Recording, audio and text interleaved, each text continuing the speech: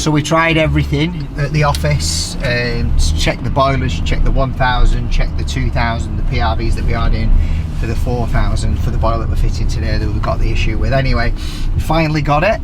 We drove all the way over to Billinge, met one of the engineers. You'll see we do something completely different here at M&R. We basically, if we've got a problem with the boiler, and if that was generally anybody else, you very, very rarely get this problem sorted.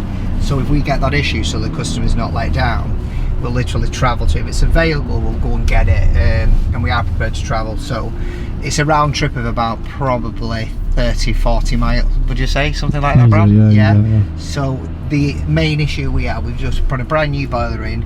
We can't say if we've nicked it or it's been down to manufacturing or whatever, so the problems have occurred, so we just need to go and plonk that in now. So I'm going to go and put that in for Jack now, because he's had a busy day, and hopefully everything will go smooth from here.